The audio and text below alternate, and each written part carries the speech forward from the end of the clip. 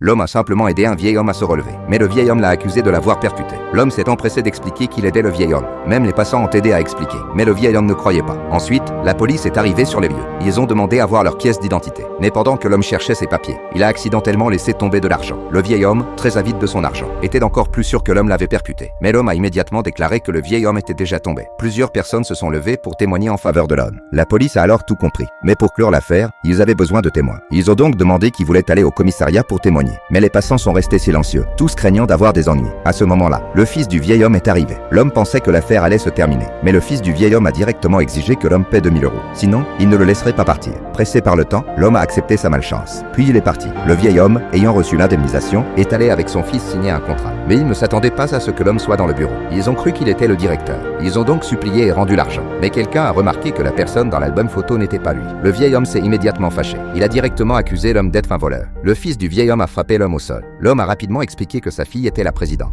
Mais le vieil homme et son fils ne croyaient pas. Ils ont même bâillonné l'homme. À ce moment-là, un directeur est arrivé et a immédiatement demandé. Le vieil homme et son fils ont directement désigné l'homme comme un voleur. Ils ont même montré les outils de réparation de montre de l'homme comme preuve du crime. De plus, le directeur a accepté un pot de vin devant l'homme. C'est alors qu'ils ont ordonné qu'on l'emmène. Peu de temps après, la présidente est arrivée. Elle a trouvé étrange que son père ne soit pas là. Alors que la présidente allait signer le contrat, l'homme est entré en courant. Il a rapidement empêché la signature du contrat. Mais le contrat a été arraché par le vieil homme et son fils. L'homme s'est empressé d'expliquer toute la situation à sa fille. La présidente était très en colère. Elle a directement envoyé le directeur. Mais le vieil homme et son fils étaient très arrogants, parce que le contrat était déjà signé. Et en cas de rupture, ils devraient payer 1 milliard d'euros d'indemnité. Mais la présidente n'avait pas peur. Elle a directement ordonné à ses subordonnés d'entourer les deux hommes, de récupérer le contrat et de le déchirer. Finalement, ils ont reçu la punition qu'ils méritèrent.